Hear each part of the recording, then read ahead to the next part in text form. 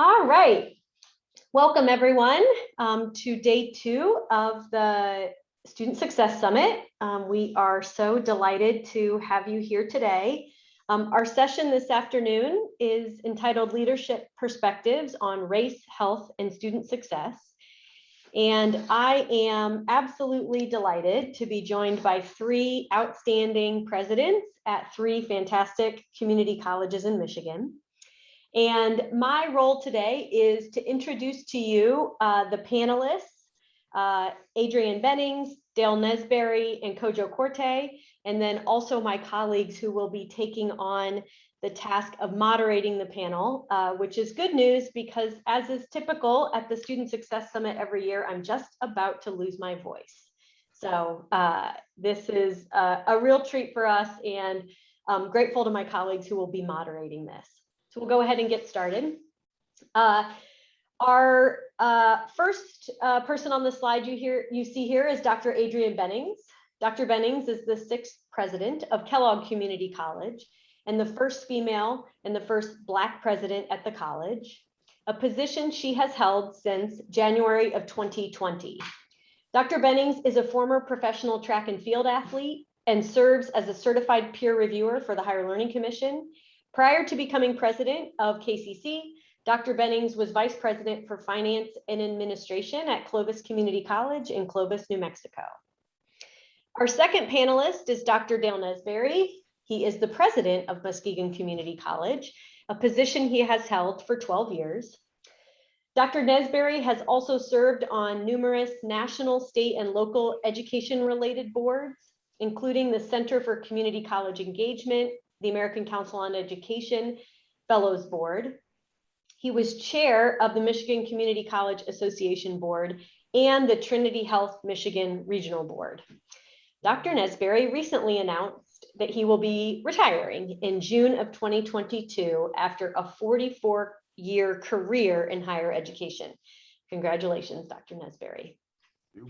Finally, Dr. Kojo Korte became the 5th president in the history of Monroe County Community College in 2013.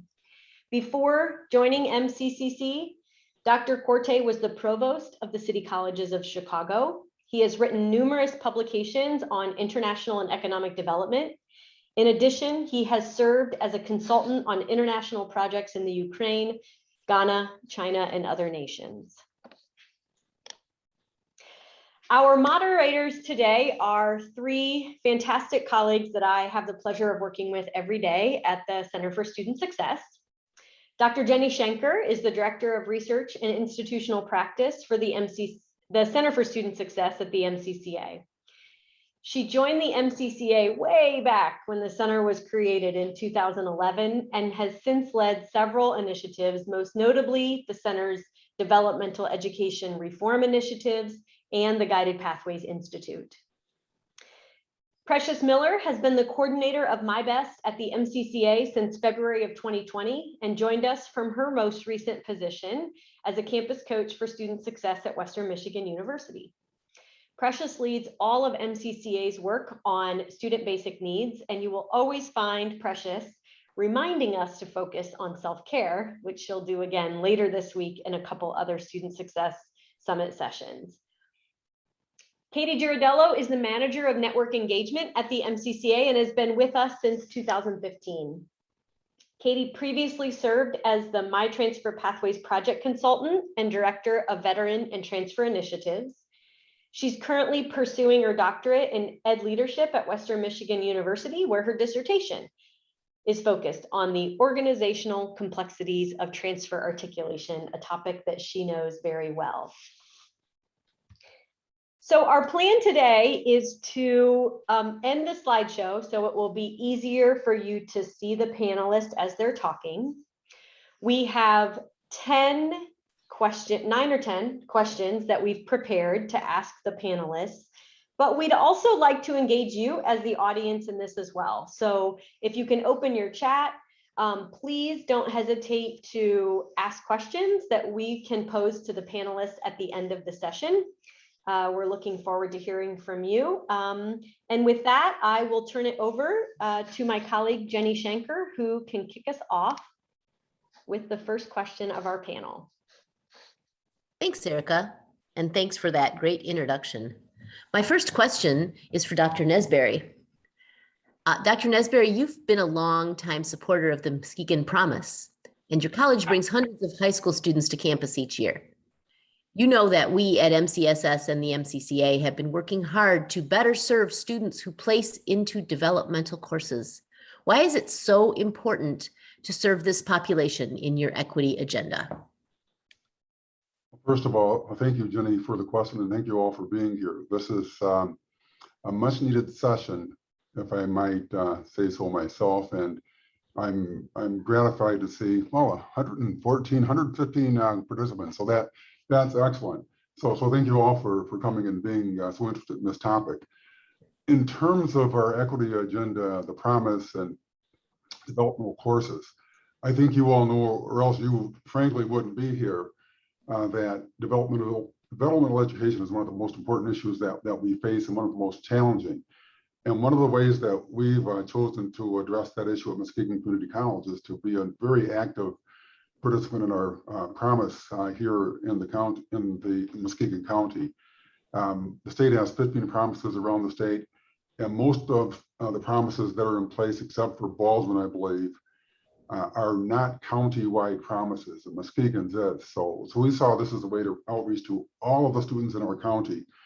But from an equity perspective, when we launched our promise as it was fully funded, we began in Muskegon Heights, Muskegon, and Holton. And we did that because we wanted to make sure that we addressed students who were typically left out of the game in terms of their participation in higher ed. And those are typically students of color or students who have disadvantages of various kinds. Now, Holton, if you know Muskegon County, is, I'll say, having grown up near Holton myself, is near the middle of nowhere. I grew up in Twin Lake, which is the middle of nowhere. So if you know those kinds of things, you know that quite often students who are from the country are seen as not able to do the things that students from the big city are as well. So we thought this would be a good way to approach the issue. And so far, so good. It's worked out well for us. We have roughly 500 students who qualify for the promise in Muskegon County. The vast majority of those attend Muskegon Community College each year. And in fact, I am a member of the Muskegon Promise Zone Authority Board. And we met this morning at dark 30. And so my colleagues shared with me that if I didn't address a couple of these issues, that they would call me to task. So I'm glad that question came to the fore. I will also note that we have been fully funded since 2017 in Muskegon County in our promise. We launched Muskegon Heights, Muskegon, and Holton as a sort of proof of concept in 2015. So we've been going for a little while. So very, very happy with the way this program has been functioning, and very happy that we're able to accomplish some of the things that we wanted to accomplish. Thanks so much.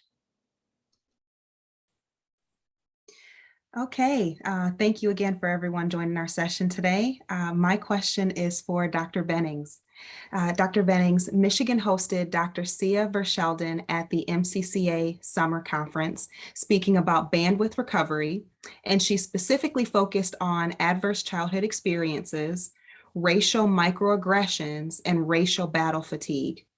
Dr. Verschelden points out that all of these experiences impact our cognitive capacity to have the bandwidth to learn. What can we do at community colleges to address this? Oh, that's a great question. So I'll try to give as much a tidbit at about 3 to 5 minutes. And so, I heard the quote this week in a meeting, and I said I was going to use this quote. And the quote was, "We can't solve what we don't see." And I really appreciate Dr. Verschelden's research because her research helps us to see what we don't see, and she calls that bandwidth. And so when I have to share that when I first heard her talk and when I saw the topic and had yet to view her presentation, I was questioning, I said, how does technology fit in terms of student success? But the bandwidth that she was speaking of was the cognitive capacity. It was the part of our brain that allows us, that we have the control over, the conscious part, right? And so I was like, okay, I can start to see how this fits. And when you talk about the racial aspects of it, the microaggressions, as well as the racial battle fatigue, that all is applicable to many of our students that we don't see. And so it brings awareness to that from the community college standpoint is, how do we truly know our students? So for example, if I were a student, you see me, you see Adrian Bennings, but do you truly see me through the experiences that I have had, those things that you don't know, those variables that have impacted my educational journey? Those are things that you don't see, but could have an adverse impact on my success as a student. So for community colleges, one of the first things I say is just the awareness piece. So it's important to know that we're open access. We serve a vast array of racial, ethnic, ages, identity, all these things, socioeconomic backgrounds. And what is it that we see within our students? And so we have to then take that awareness piece and then bring the understanding piece into it. And so for KCC, one of the things that we communicate is the student success is not just about the educational journey. It's about all of those connections, those touch points, those experiences, those systems, those protocols, the departments, the faculty, everyone that student could possibly come into contact with and make a connection with on and off the campus. Those are things that shape that individual student's experience, as well as could potentially impact their success. And so from awareness and understanding, you then have that sense of belonging, because Dr. Verschelden, she mentioned some threats within those frameworks of aggression and racial battle fatigue in terms of the stereotype threat. What are those perceptions that we have about a student that comes in our door? So for example, if I pulled up a picture of and I'm just going to use a black and white, a white male and a black female, and I give a description and say, one of these students is a doctor. They study neurology, neurological sciences, and gave this overview. Where would your mind shift if you had to choose, or you could picture which one of those were a doctor, right? So we have to be aware and understand that our own implicit biases could shape how we make those prejudgments or have those forefront notions of many students who come into our classrooms without really knowing them or having a conversation with them or understanding where they're at in their educational journey. So that sense of belonging is critical to advance their student success from the standpoint of the personalized support services. Everyone is unique. Ensuring the access to the resources, and then also embracing that, they're going to have a different viewpoint in and out of the classroom, and then the backgrounds and experiences, not just in the classroom, but in all settings. Every setting of our campus is a classroom. And so you don't have to be a faculty member directly interacting with students to know that. So there's this book called 13 Ideas That Are Transforming the Community College World that best summarizes what we as community colleges can do. And that's one, knowing our students. And, number two, understanding the obstacles to their success. And then, from a governance and an administrative standpoint, what policies are we adopting or adapting in response to their needs and the changing dynamics in our community college environment, in our world? And then how do we scale that to ensure continuous improvement? And so I'll share really quickly a couple of examples of things that we have in place at KCC. And one of those things is the Equity, Diversity, and Inclusion Committee, where I, as president, serve as co-chair in leading research and recommendations for how we can integrate EDI, equity, diversity, and inclusion, into all levels of the institution. So EDI is just not the president, it's not just the Office of Equity, Diversity, and Inclusion, but we all have a role in that. And so the last part, another newer initiative is the Students of Color Excellence Plan, where over the past few months, a work group was organized around recruitment, persistence, retention, and engagement. And the work includes, there's this book, I'm all for books. It's Equity Walk, From the Equity Walk to Equity Talk and Dr. Tia McNair is one of those authors. And we recently had her engage with our campus with that group. And so having those resources, having those conversations, having those work groups and governing bodies centered around EDI really help to ensure that we are aware, we have an understanding, and we get to know our students and understand the systems and the policies and the practices that can impact either to their advantage or disadvantage their success. Wow, Dr. Bennings, thank you so much for your remarks. And I really do appreciate you unpacking how the unseen can often impact the things that we do see. Thank you so much. You're welcome. All right, Dr. Corti, a similarly complex question. I know that one of your priorities is to diversify your faculty and staff. What strategies have you used or are you thinking of using to attract and retain diverse candidates to your colleges? And how do you see this as important to your student success priorities?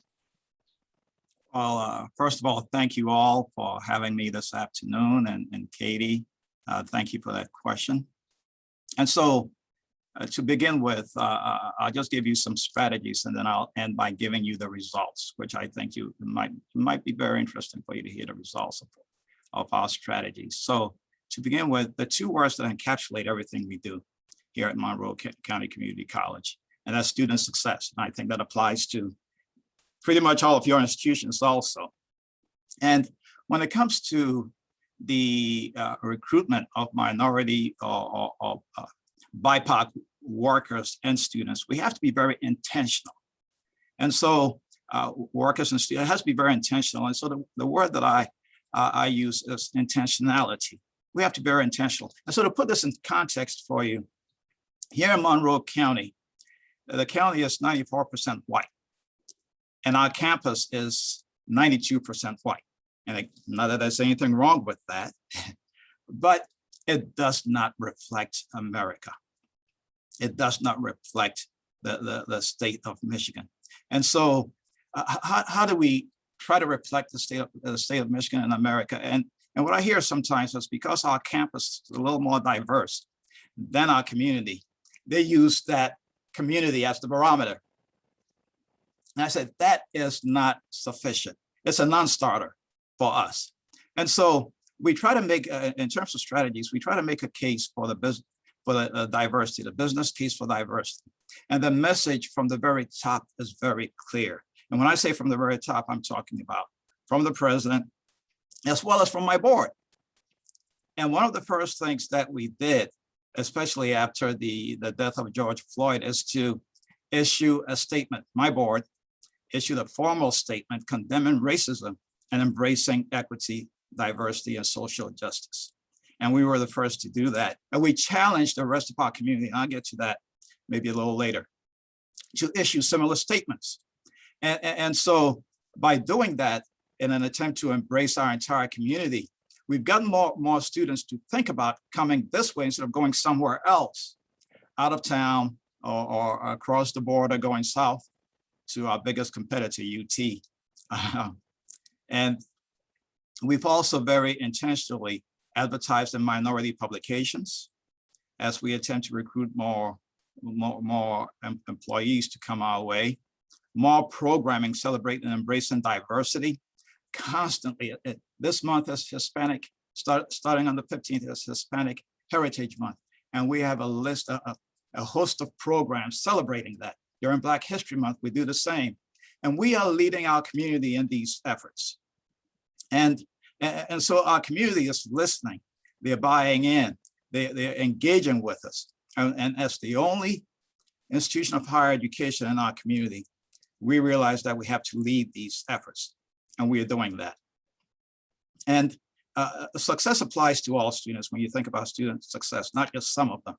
And so when they see people like them on campus, they are more likely, and we know the number one reason why students stay at any institution is because somebody there cares about it, right? And so it improves their campus experience as they interact with people who look like them, and it improves retention, completion, And as Dr. Benning said, she used that concept of belonging, the sense of belonging.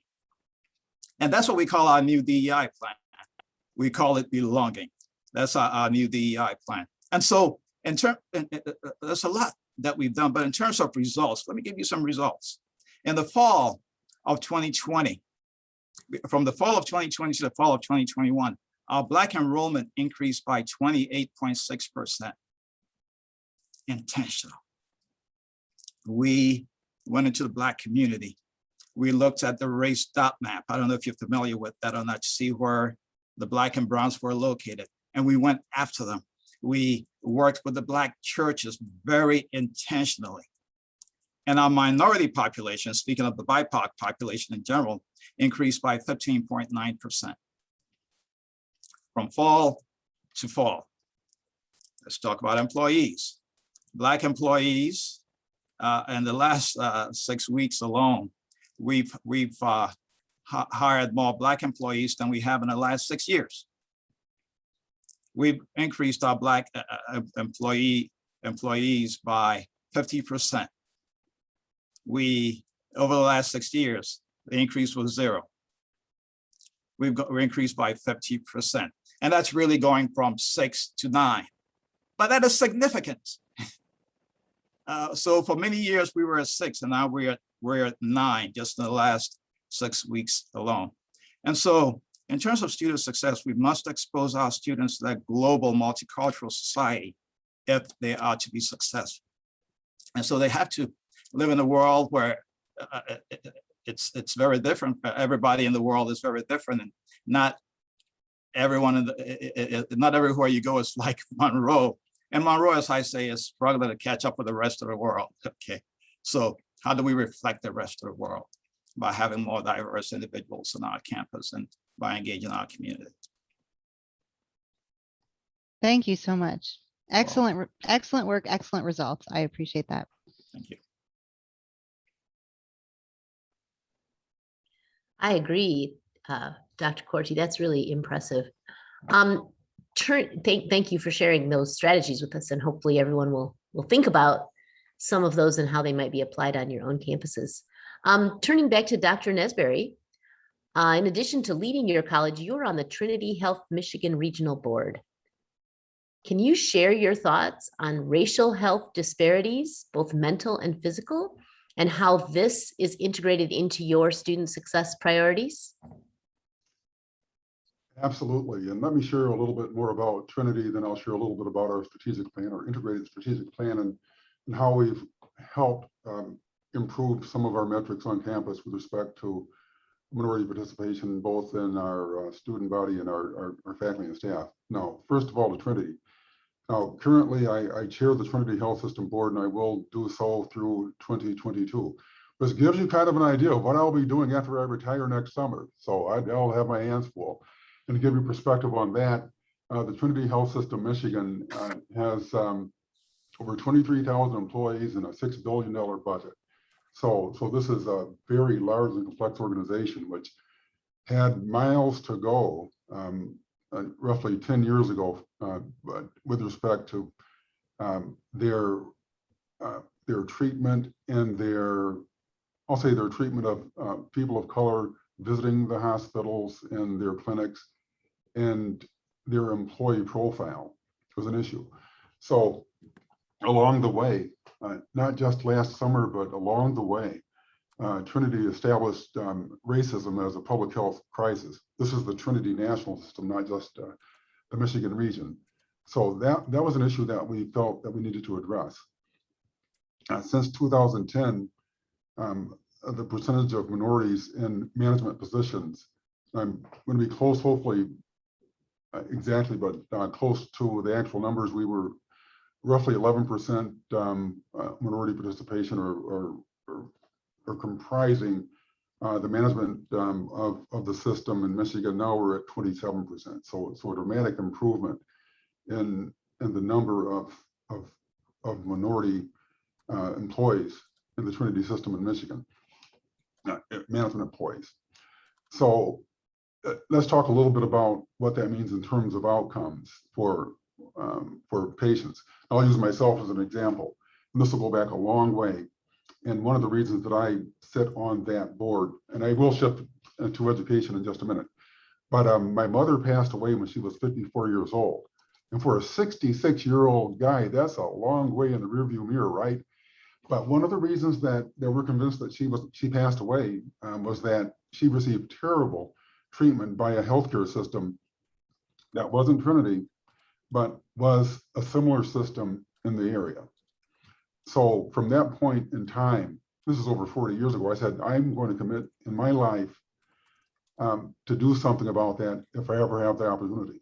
So along the way, directing a master's degree program at Oakland University with a healthcare concentration, making sure that was a robust program. Moving forward to Muskegon when I came to this area, joining a local, I'll say a regional Trinity board, and now chairing the national board. It was important for me to put myself in a place where I could actually make a difference in terms of what the system did with respect to people like myself. I didn't want to have someone else's mother walk into a hospital and just be treated like not even a number, just almost a throwaway human being. So in Trinity, that's changed, and it's changed pretty dramatically. And I think it's due to the commitment of the organization to make sure that those kinds of incidents are limited, if not eliminated. Now on campus, something else that we've done that we think makes a difference in our community, we have an internal DEI board. We recently hired a chief diversity officer, but the why is important with respect to what we do. We hired this person because our business community could see that we were having some success in terms of improving our student of color profile and our employee profile. So they wanted us to help them move forward with that. So to get that done, we spent about a year examining what the needs of our business community are, what those needs are, and then what our internal needs are as well. So we wanted to have our position focus on not only the college's needs, but what our businesses need. So basically a workforce program to help train up businesses that required this training. So we've raised funding to help provide additional staff for the chief diversity officer, who's just right down the hall here, excuse me, from me, who just began this week. And we're soon to hire a professional trainer and possibly more, depending on our fundraising. We're at about 150,000 and counting to help support that person to train up the business community as well. So we already have some clients, and they are interested in the work that we're doing. And this work, I'll say, is based upon work that, for those of you who are in West Michigan, you may be familiar with Talent 2025, which is helping our region become a top 20 region for employment overall. That's important because right now, we're not seen as a region that's very attractive to people of color. Things are changing, but that's something that Talent 2025 wanted to change. I sit on their board as well, and we are doing everything we can to make sure that that changes. So we're following a model that they provided to us, that the Trinity Health System provided to us as a college, and we're moving forward in terms of how we can help our students and our faculty and our staff work with our broader community to be more welcoming and diverse. And I like Dr. Corte's term belonging. That's something that is a real term. It's a term that's been researched and understood to have meaning.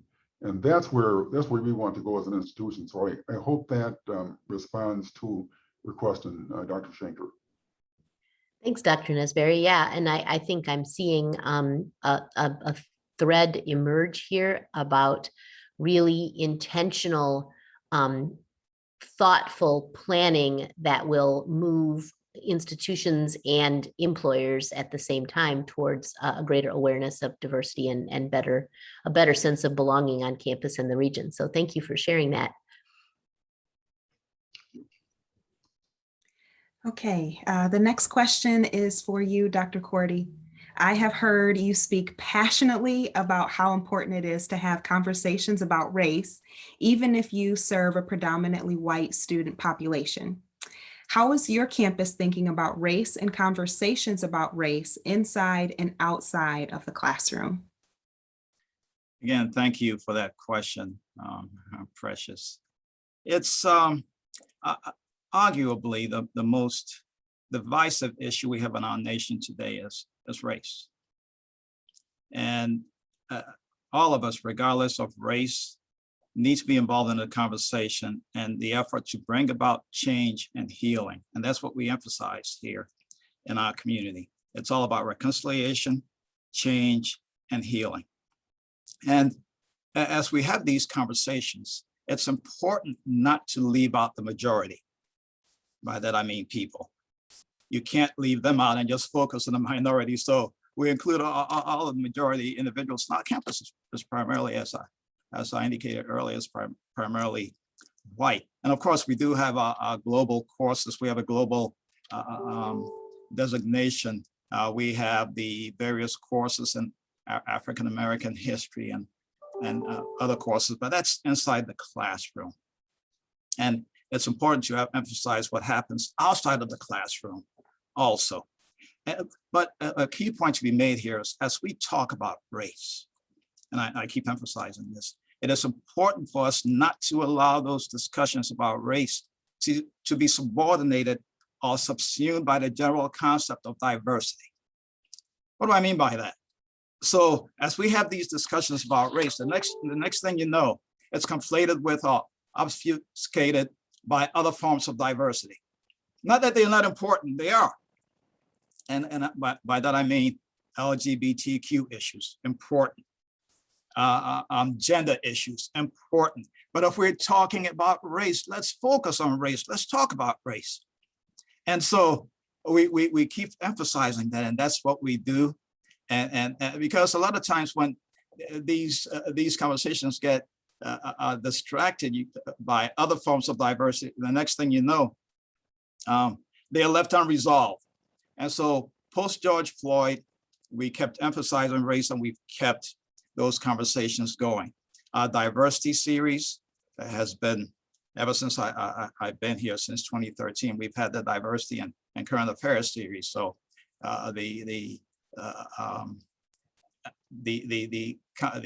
conversations about what happened in Baltimore and close to in Missouri and other places, all the conversations we've had, conversations about race and additional knowledge broadens the horizons of our students and makes them more educated, and it leads them to at least a better society for all of us. And we know that our students, regardless of color, can be allies, and that's what we want them to be. And I've always said that silence is not an option. Everyone must take a position when it comes to issues of race. And that's why we put out the clarion call for all the organizations in our community. And we started with our own board to condemn racism. That racism is wrong, and we must come forward and condemn it. And Dr. King said, in times of crisis, we will remember not the words of our enemies, but the silence of our friends. This is the concept of allyship here. And Nobel laureate Elie Wiesel said, we must always take sides. Neutrality helps the oppressor, never the victim. Silence encourages the tormentor and never the tormented. So how do we do that here at Monroe County Community College?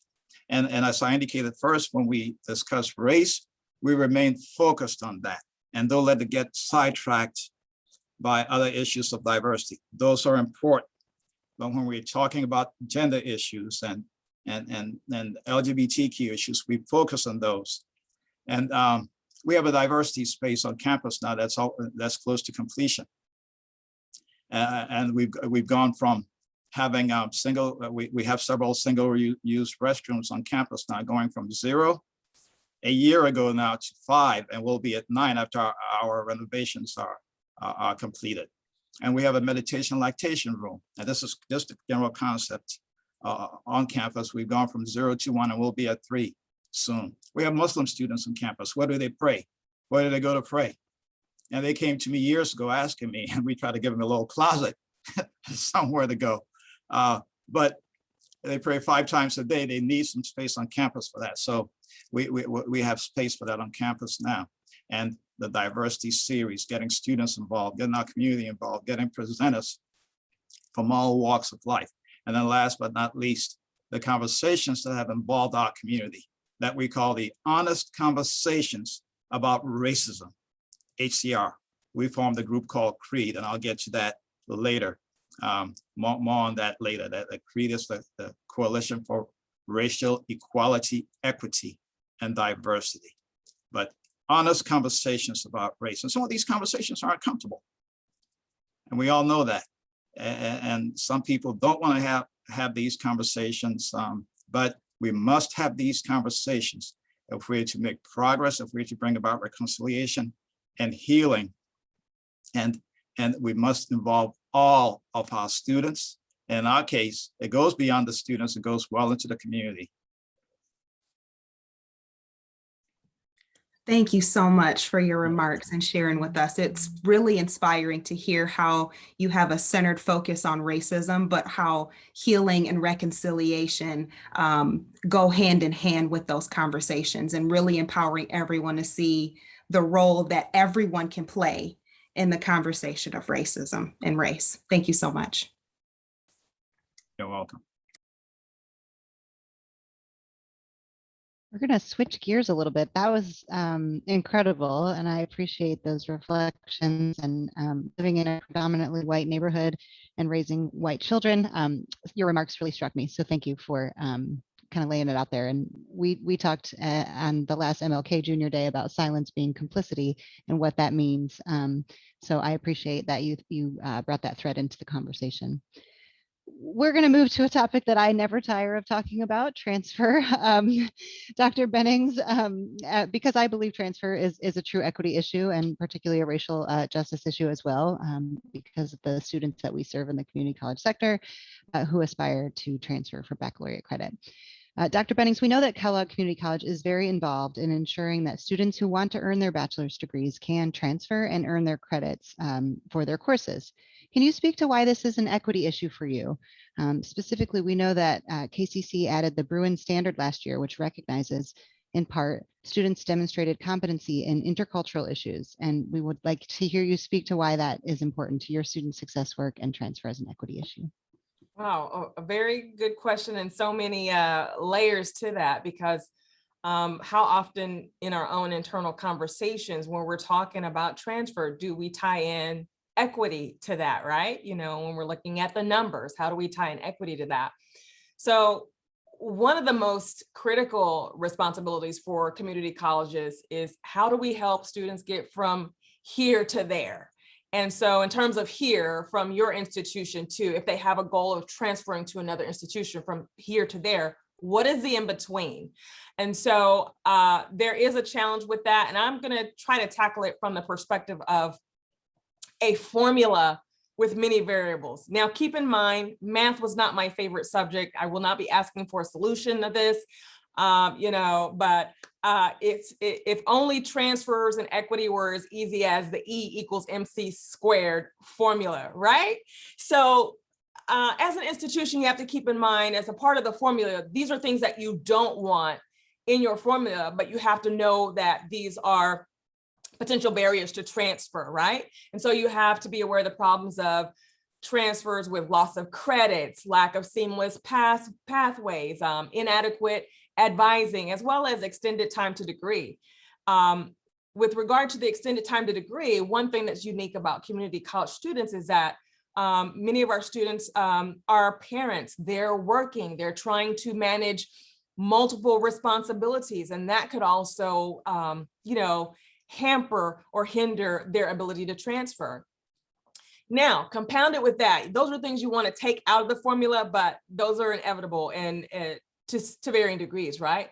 But you have to add to that mix the demographics of our students, right? So plus, or add to that, the students with different experiences, those students with needs and life circumstances, those students with children, women, first generation students, students with mental health issues and or learning disabilities, and students from low socioeconomic backgrounds. That is a lot. And that is applicable to many of our students, but you have to add that to the equation when you're considering transfers. Now, add to that, a big plus sign is what often is less discussed are those populations of students who come from the underserved or the underrepresented backgrounds. Okay, and they're impacted by those problems as well. And so add to that the big P, the pandemic, right? So you've got this formula of all these variables, and there's this report that the National Student Clearinghouse published, and it was about the transfer rates between the period of June 2020 and July 2021. And I have to share some interesting facts really quickly, and then I'll link it all to equity and then tie in the Bruin Standard. But colleges and universities nationally lost, there was a decline of about 191,500 students, transfer students between that period of time. That's the impact of the pandemic. And then the same report found racial and gender inequities, disparities between that and the upward transfer from the 2-year to the 4-year. So for example, the transfer of male students declined during that period of time since the pandemic. And also the Black and Native American student populations, they experienced the steepest declines. This is why equity is important in the topic of transfer, because here we see the impact of just this window of time that we've had the pandemic, but before the pandemic, what were those trends and how do we shape the dialogue of equity around that, right?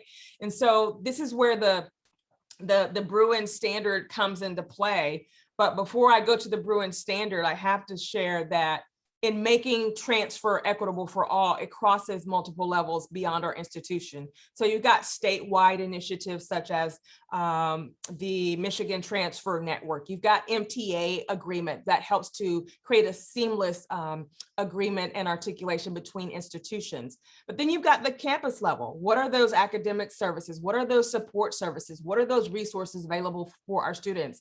And then how are we preparing our staff to be ready, to be student ready, to be able to manage the multiple and unique needs of those students? And then thirdly, you've got the governance and you've got the administration piece. So how are we shaping, the policies and the framework around transfers and creating that culture that really acknowledges equity as a critical piece of that? So those are the 3 levels.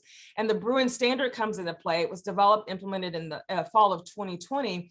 And it was really centered around the core component of our mission, which was employability and transferability, right? And so how do we ensure outcomes for our students, equitable outcomes for our students in 3 areas? And that's effective communication, that's critical thinking. And then you have the personal and cultural engagement piece of that, because our responsibility as institutions are to ensure the whole development and enrichment of the student so that they not only can thrive here at the institution, but beyond the institution and in life. And so the Bruin Standard was really critical for us because, we've got a lot of work to do. And if I had enough time, we could have a dialogue about that. But ultimately, our role is preparing our students to live a successful life where they can function with multicultural groups. Look at our Dr. Kojo Korte mentioned how our society, our nation, look at the past year and how we have had different racial groups interact and different audiences. And so we as institutions have to be mindful of the necessity of that, but also knowing that those skills that they learn in terms of personal enrichment and cultural engagement are transferable in any setting and most necessary to their overall success. And so I said a mouthful, but I wanted to give some research in there.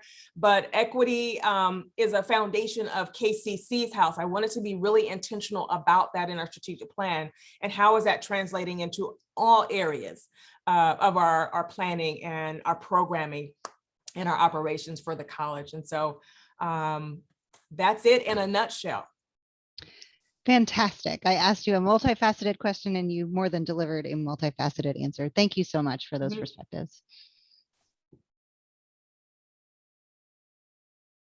Dr. Korte, we're going to turn back a little bit to the topic that you alluded to in an earlier answer. I know that you are passionate about the relationship between the college and the community. What have you learned about the role of the college in leading community conversations about race? Oh, thank you, Jenny. I think that's the second time I've heard the word passionate in one of my questions. So, got to be passionate about something, right? If the shoe fits, Dr. Corti. Oh, thank you. So, as you've probably heard by now, we're a small, predominantly white rural community, which is really trying to catch up with the rest of the world here in Monroe. And as the only college here in our community, if we do not lead our communities as a college, if we don't lead our community, then who will? Who will do it if we don't? If not us, then who? If not now, then when? And so our intention in all that we do in terms of our diversity, equity, and inclusion work is to transform not just the college, but an entire community. That's what we're working towards, to change the entire community. And it's hard work, but we're making progress. And so I want to look at before George Floyd and after George Floyd, some efforts that we've made here. And a lot of this we've done with little or no funding, folks. It just takes passion, commitment, dedication to move this agenda forward. And so before George Floyd, we had, and some of this preceded me, we had Native Americans meeting here on our campus every month, a Native American group. And then we had an annual powwow, a huge powwow here on our campus every year. We were able to secure just pre-COVID, a large Native American grant to do a journey toward understanding. As you know, Native Americans were removed from these parts and moved elsewhere. So how do we retrace those roots, and how do we bring all the various communities together? And I went on one of those journeys my second year here with some Native Americans to Missouri, Nebraska, and Kansas, the Wyandotte nations there. We have a countywide diversity committee. And when I came here, it was a college-wide diversity committee. We expanded it to include the entire county, and for-profits, non-profits, including the United Way, our local hospital, and several others. Several articles in the local paper, and the activities that we do here almost always make the front page. And then I also have a blog, and they make the front page because if not us, then who? Not much else is happening. So we're leading those efforts, and they make the front page. So those diversity and cultural series celebrations certainly do involve our entire community. And then the formation of the reformation, or if you will, the resuscitation of the NAACP, which was defunct, had been dead for years. And then this college resuscitated the NAACP, working with our community. And so we're making lots of progress. And that was all before George Floyd. After George Floyd, we're doing book discussions. The entire community. We did White Fragility first, and we're doing Caste now. Some of you may be familiar with those books. I do readings to the elementary schools until school was out. I was doing it once a week, and it's recorded. And I only use culturally relevant books. For example, Beatrice's Goat, her stories, African-American folklore, Native American stories, African tales. Only those do I read to those kids. The honest conversations about racism, creed, these are monthly conversations. Every single month, our entire community comes together to discuss a topic that focuses on race. Every month. We started this in, I believe, June of last year. And we took a 2-month break, and we just came back to assess where we were. So, and the last discussion last week was, you are here. How do we move forward from where we are to the next level in terms of transforming and eventually bringing about healing and reconciliation in our community? There is a group called the Equity, Diversity, Justice, and Inclusion Group that was formed by the ISD, EDGI, and that focuses on early childhood. And it started because of these efforts and these conversations that we're having. It all starts at home, right? I think we've all heard that. So how do we begin with the youngest, the pre-Ks all the way through? How do we, and so we're working with that group. And I mentioned the statement, condemning racism and embracing diversity. It began with our board, and several organizations have signed on now. The ISD has a statement. One of our local school systems has a statement, and the United Way has a statement. Some unions have also come forward with statements, and we essentially gave them the template to move in that direction. And several of our school systems, though, have not come out with any statements, and you can't force them, right? But what I've been saying is racism is wrong, and we must step forward. We must come forward and say that, and embrace the concept of diversity. Trainings. We do trainings here. We've done implicit bias training that was mandated for our campus by the president, and then after that, we did it for we've done training for the entire community, implicit bias training and allyship training in our community. Then there's the 21-day equity challenge with United Way. I don't know if any of you have been involved in that or not. The 21-day equity challenge. We've done that twice, and we're going to do it again, I believe, in October. And so the bottom line, how do we bring about reconciliation and healing and transforming an entire community? That's what we're doing, to take our community from where it is to where it needs to be, not just the college, but the entire community. I can keep going if you want me to. Oh, don't you worry. We have some audience questions that I'm going to be sharing with you. So we will have lots of other opportunities to really pull from the nuggets of wisdom that you are really dropping on all of us today. I can't speak enough of how appreciative I am of all of you for participating in today's panel. My next question is for you, Dr. Bennings. I know that you have a finance and administration background. Where you and your board decide to spend money matters a lot.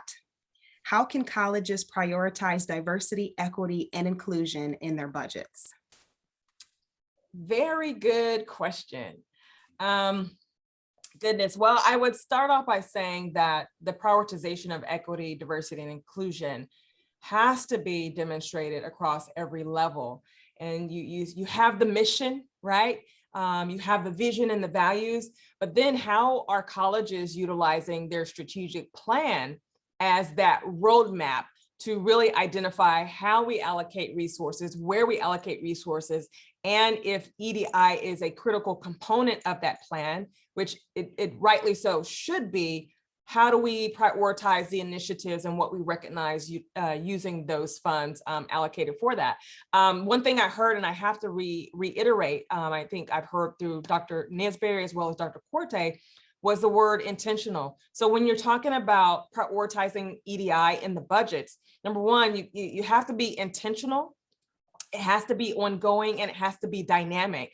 And Dr. Corte kind of segued into some areas that, in my experience, and also here at the college, we have prioritized that, keeping in mind that a budget for EDI may not always be a direct, distinct account or a line item, but it may be the availability of those funds to be utilized for EDI initiatives. And so you have to think about how it fits EDI with professional development. How are we making training available to all of our employee groups?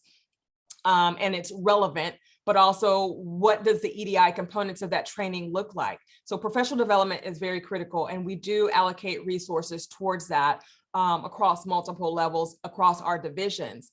Another way that is, in my mind, an easy way is allocating through events. Dr. Kodro mentioned National Hispanic Heritage Month, Black History Month. So we recognize some of those events. And so, for example, for Black History Month, pre-COVID, we have what's called soul food, where we have, just, a smattering of all these types of food that could be considered soul food, and you get to eat and fellowship and celebrate and honor Black History Month. So events are another way. You have multicultural arts events, music events, theater events, those sort of things. Another way we allocate budget is through, I'll just say time time is money, right? And so we allocate our budget through how we spend our time in committees and groups and that sort of thing. But also one of here at KCC, our women's network, they do allocate time to host women's network lunches, and they have lunch and learns. And then how are we allocating budget for our facilities? So for example, KCC has built or designed all gender restrooms, right? And so that's another way in our facilities piece, but also in our facilities piece. When I came on board, one of the things I implemented was the IPS, Infrastructure Planning and Sustainability Council.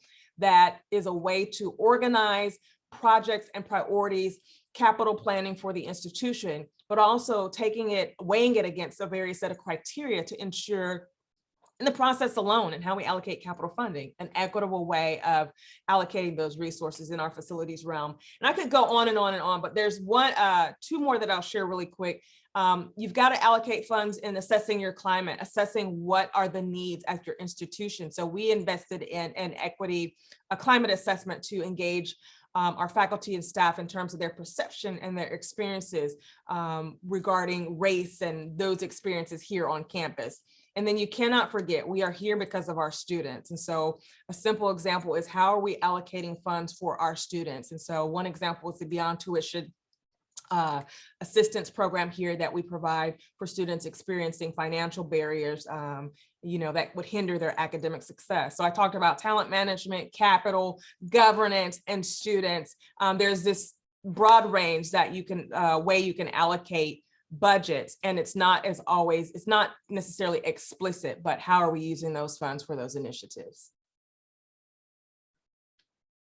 Wow, thank you. I need a clone or something. I wasn't able to write notes fast enough of all of the practical strategies and ideas of things that some of us might have not thought about before on how we can make sure that we are allocating our budget to really prioritize the efforts of DEI. If you are like me and you weren't able to write or type fast enough, the recording is going to be available after today's session on our website. So I'll just add that tag in there before I pass the baton over to you, Katie. Thank you. And I'll also let folks know that we are transcribing this conversation, and you can click down in your system tray to the three dots that say more and select view full transcript. So if you wanted to refer back to something in the transcription, I'm hearing it's mostly accurate. Sometimes these auto transcribes are a little funny, but my colleagues who've been watching it say it is fairly accurate. So you might be able to look back there as well. And I have the final pre-curated question for Dr. Nesbury. And these are all kind of loaded, complex questions.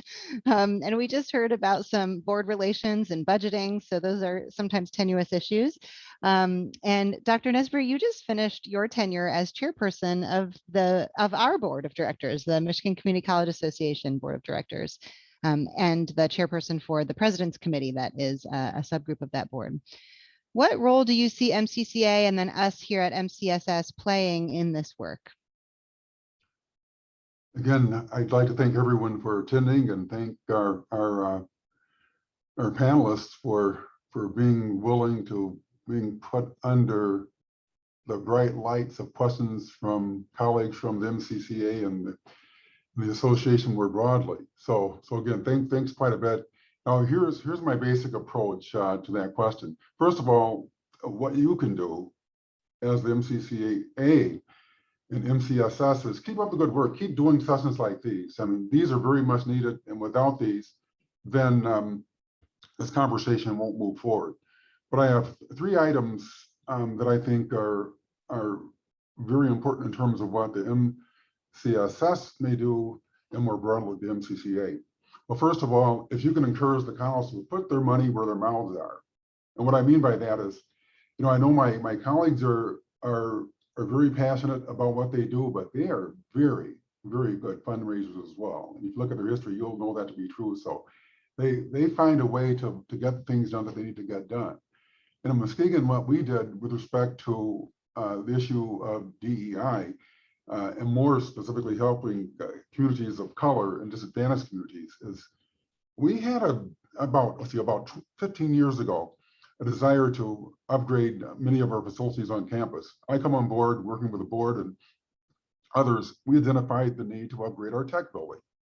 And we could have upgraded the building on campus or actually placed that building where it would be of significant support to our broader community and specifically to our community of color in Muskegon.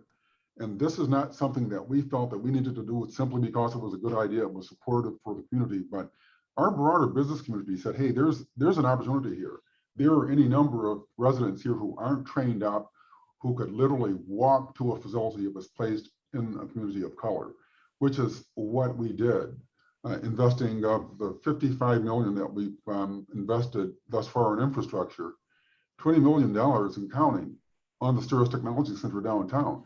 If you've been to Muskegon and you've seen it, it's a state-of-the-art facility. It has the only MIT Fab Lab in West Michigan. You know, it's just a beautiful facility and it's serving people who need the support. I know Vice President Dr. Kelly Conrad is on this call and she can speak to that more articulately than I can. But it's really done what we wanted it to do.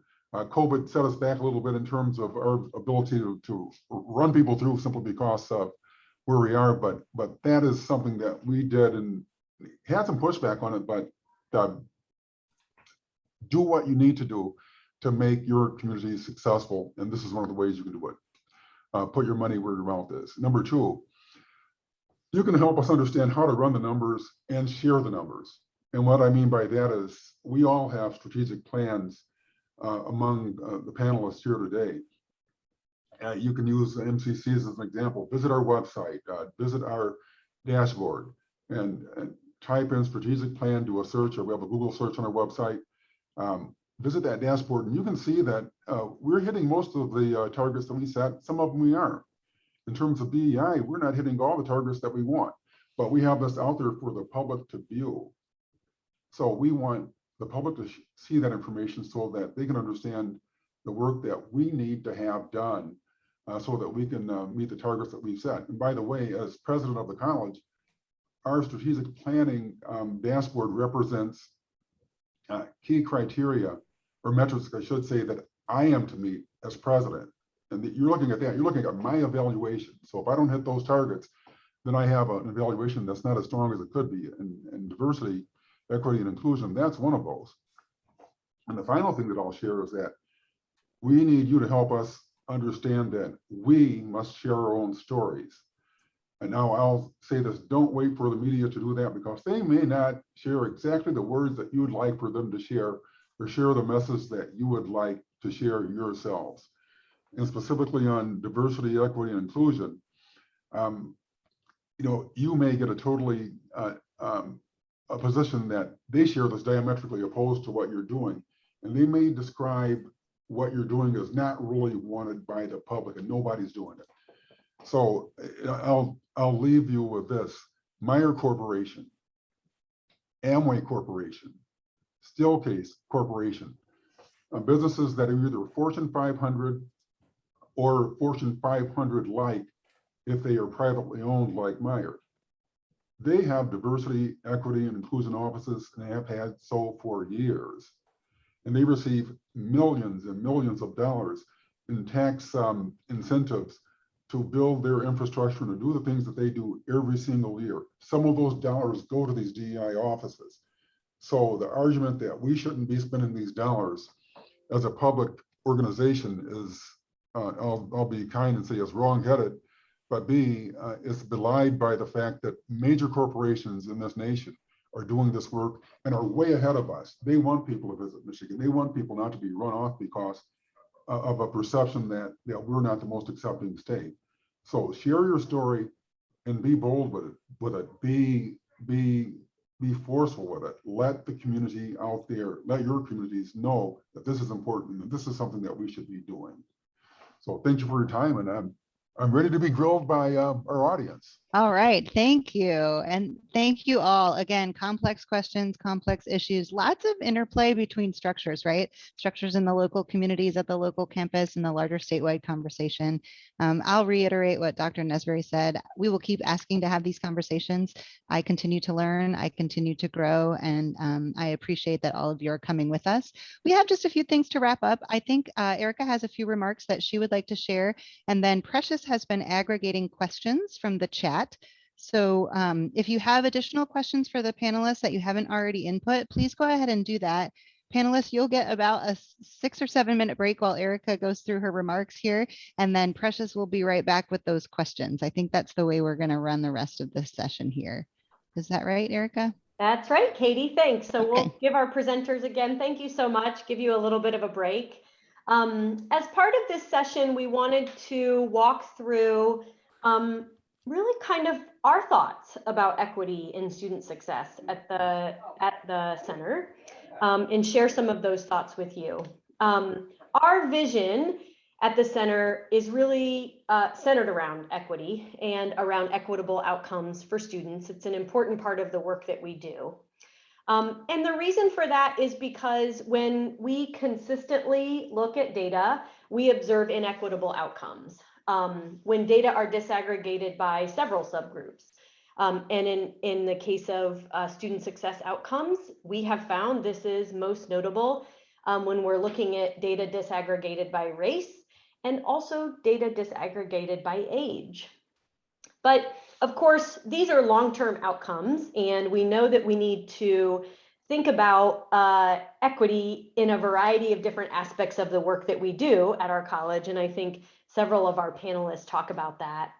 I'm going to talk a little bit about some data that we have on statewide numbers at Michigan community colleges, but we hosted a series of webinars in 2020 that focused on the illuminating data from the voluntary framework of accountability in 5 different sort of dimensions, if you will, of student success. I have included the date of when those webinars were hosted because you can go back and get the slides or watch the recording. We actually created a slide deck that you can pop in your own college's information that would sit alongside the statewide data and the national data, just to give some context to what's happening on your campus and what's happening across the state. We also hosted what we called a DEI listening session in 2021, earlier this year, because we wanted to hear from colleges what you felt like were the greatest needs in the work that you had around DEI. And there were 3 key takeaways. We heard that colleges need executive level leadership support. And of course, we're here today listening to 3 executive level leaders that are making this a priority on their campus. We also heard that colleges need engagement from across campus. This work doesn't live within one office on campus, and we heard the leaders talk about that as well today. And then we also heard that there needs to be a commitment of resources, and I swear I didn't change the slide, but Dr. Bennings said a commitment of financial resources and the time and energy of personnel. Knowing what college budgets look like, a lot of what we spend money on are people. And so I think that commitment of resources is really key to folks. So over the last several months, we have taken that information and really thought about how it impacts our work at the Center for Student Success.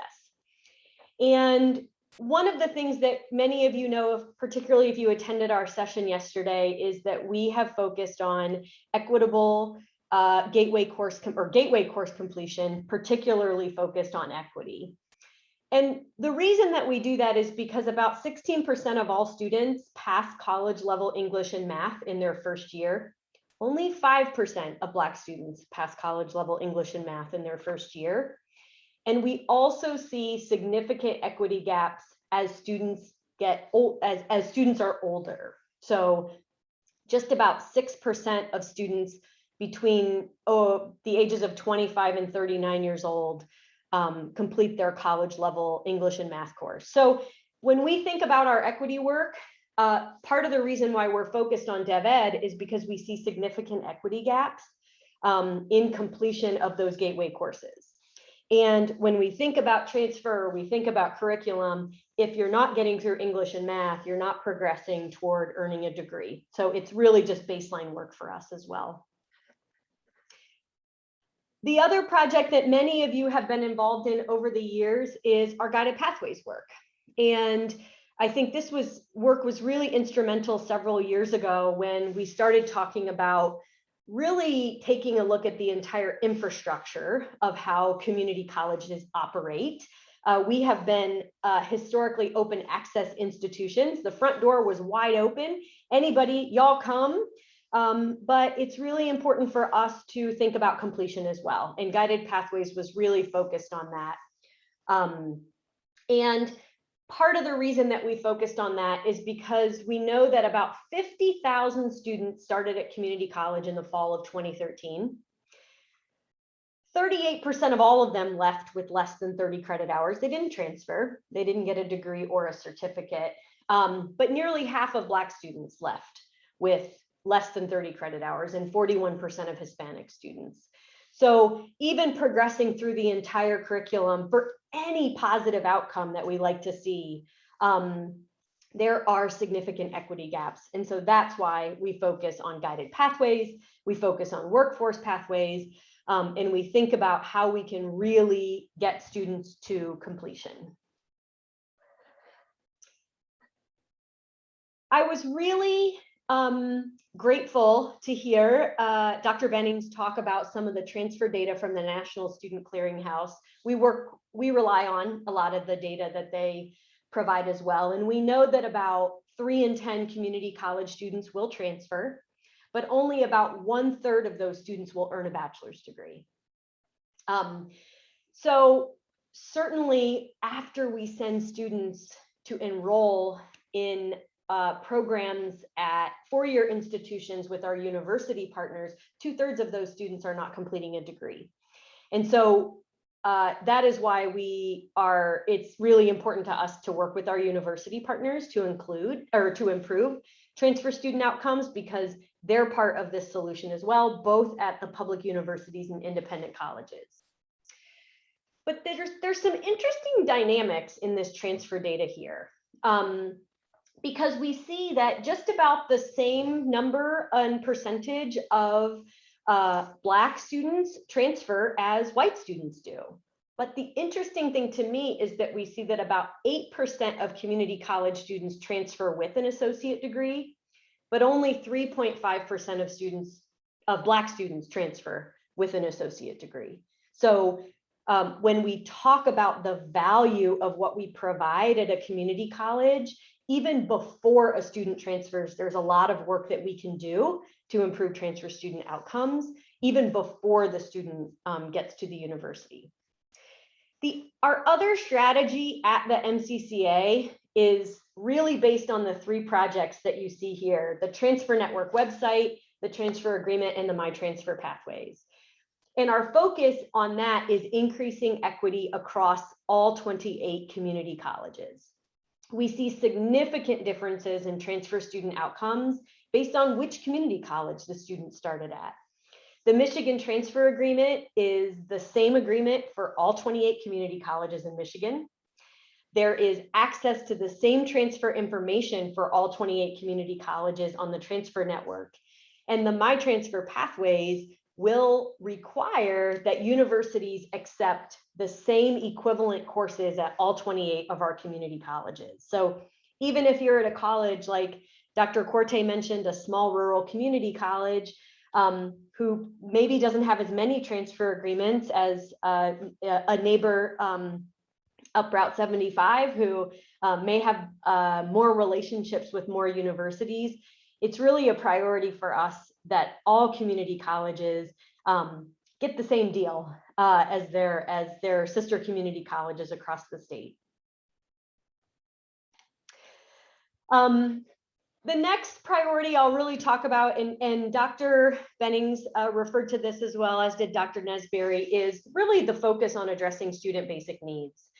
And we received a grant from the ECMC Foundation early in 2020, pre-pandemic, about addressing student basic needs that my colleague Precious Miller leads.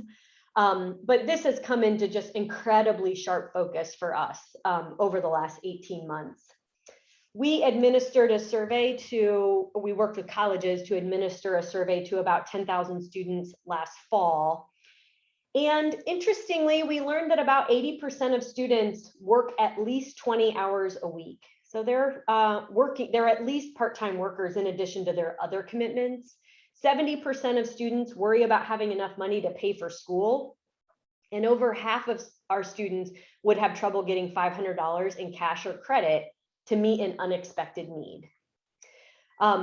So this is why we pursued this opportunity to bring My Best to Michigan, to expand access to public assistance benefits through My Bridges, and then to hopefully bring the SNAP ENT program to Michigan as well, because we just see from this data, and again, you can access this data for your own institution as well. We see that there are opportunities to address some of those student basic needs that we see will have a direct relationship to students staying enrolled in their classes and finishing their degree.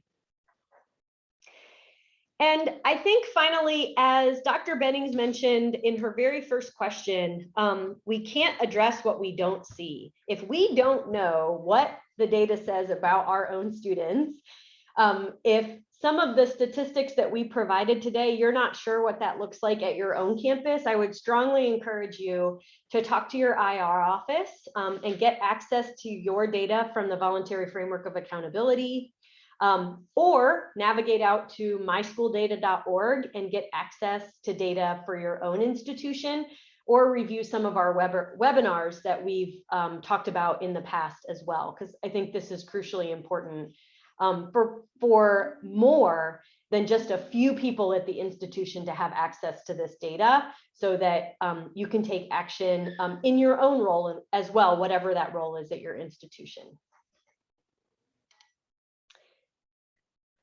I hope this was a helpful summary of how we think about this work. You can always reach out to me or my colleagues at the Center for Student Success if you have any questions about this work. Before I turn it back over to Precious to see if we have any audience questions, I wanted to show you the link to the session evaluation. We'll put this in the chat as well, but I'm sure you all know how to use a QR code, but all you need to do is point your camera at the screen, and it will bring up the session evaluation. And we always appreciate your feedback. We find it to be extremely helpful. So thank you for your time. And with that, Precious, I'll turn it over to you to see if we have any questions in the chat before we have final words from our panelists. Thank you so much, Erica. Yes, we do have a couple of questions that came through the chat. I will share those questions with our panel. The first question, I believe, is a question that Dr. Corte, you had made reference to earlier and did share some remarks in the chat. I was just wondering if you had any additional thoughts you'd like to share regarding the question that reads, about how long did it take to realize an increase in minority student and staff populations after the implementation of the strategies mentioned? Yeah, so I did respond to that in the chat, but it took 2 to 3 years, and especially after we turned it up a few notches after the recent protests, and that's when we began to get more traction. So it appeared as if we were moving along slowly, perhaps not too surely. And then after the recent protests, we turned it up a few notches and it became much more intentional and began to get more traction from that. So progress is being made. That's great. Thank you for sharing. Intentionality. I appreciate that key word there. The next question is about Michigan Curious to hear your thoughts regarding the influence that programs like Michigan Reconnect and the role that it plays on equity in Michigan and equity on our campuses. And that question could be answered by any one of you. I'm curious to know your thoughts, whoever's comfortable with sharing. Well, I will go ahead and respond. It's very important for especially community colleges to have access to students who are above age 25, and especially those who are unable by any other mechanism to attend college. I mean, they're out there, they're a market, and more importantly, they are people who need help. And by whatever means that we can do that, that's something that I believe that we should go in full bore. And I'm very hopeful, and I'm encouraging our legislators to help support Reconnect, not in the short term, but the long term. This is not something that should be a sunsetted piece of legislation, by the way. It's something that should extend out into the foreseeable future. So indeed, it is something that is critical, I believe, to our future success as institutions. And I guess I'll add to that. And again, we had to be very intentional when it came to both frontliners and Reconnect, especially going into the minority community here, and even realizing that in certain parts of town, they lacked access to broadband, or in our community, in our county, to broadband, and even to the internet. And so we assisted them with that effort, going into the and being very intentional about assisting them with completing. They say it's a simple application, and it's supposed to be, but we assist them in completing those applications for Reconnect. And our numbers, it shows in our numbers in terms of the number of people of color, BIPOC, who came here after both Frontliners and Reconnect. And our enrollment this semester is up 11.2%. And a large number of those are the students of color, due to Reconnect. Thank you both for sharing. Dr. Bennings, I'm wondering if you feel comfortable answering the next question. So not everyone yet sees the role that they can play in change, healing, and reconciliation that exists in the work of DEI. Could you share some ideas or strategies regarding what would make students, faculty, and staff really embrace diversity at our institutions? Wow, that's a tough one. I think Dr. Corte highlighted on, you've got to have the conversations. And so many times we are hesitant to have those conversations, knowing that it'll stir some emotion, it'll stir some angst, it'll stir some raw feelings that on both sides of the fence, we may not be prepared to have, And for me, the challenge would be leading that as a new leader at an institution where there have been numerous efforts to engage in those initiatives and those dialogues for change and healing and that sort of thing, but trying to do it in a way that is, yes, intentional, but that it will be impactful, that it'll move us forward. And I think it's going to take a number of levels and layers, such as the individual willingness and understanding to be open and aware of others' experiences, but also coming together to understand that those that we work among who have had experiences or who are aware of experiences or who may not even know, that we can share in this journey together. But the conversation piece, I think it starts with the dialogue around it, and that will really start to break down some of those barriers and those structures where those conversations aren't always comfortable to have, but they may or may not be also welcome conversations to have as well. And if I may add, the point that we've made here constantly and consistently is not to demonize anybody in the process. Let's not begin the conversation by apportioning blame or demonizing any group of people. And I think that's one of the challenges with the book White Fragility, if you've read it, and that it sort of does put some people in an awkward position.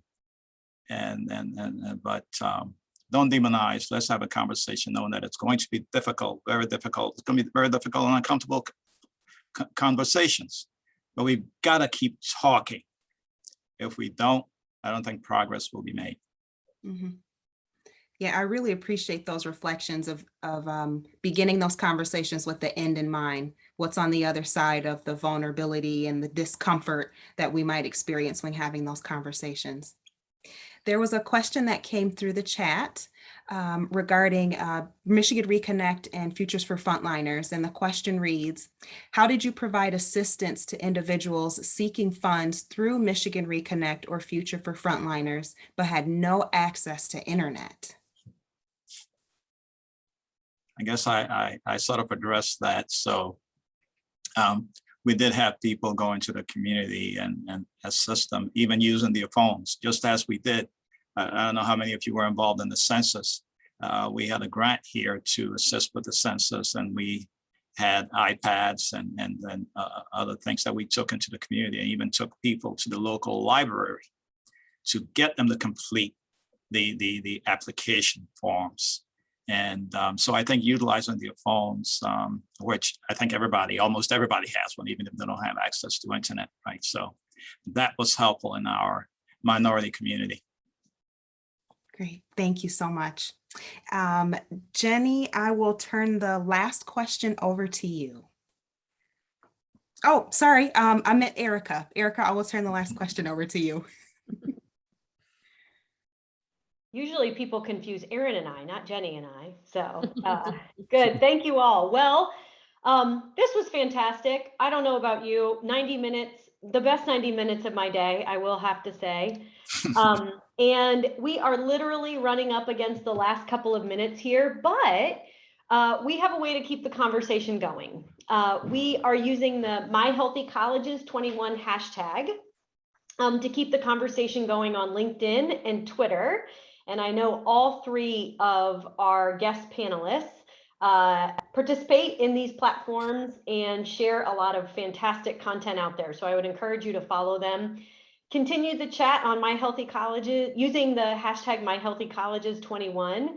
We're providing a little incentive for folks to use that hashtag and to embrace our conference theme of thinking about your health. And so if you participate, you will be entered into a raffle for a $50 Spa Finder gift card, which you can use in your local community to practice some self-care, as my colleague Precious would say, and I have embraced over the last 18 months. So we appreciate you all coming today. I want to really, really thank our panelists. This was just really incredible. I'm so glad it's recorded. Because I think I'll go back and watch it again, and I really can't wait to share it with a lot of other people. So with that, I will let you all get back to the last 30 minutes of your day, and thank you so much for your time, and thanks for joining us. Thank you.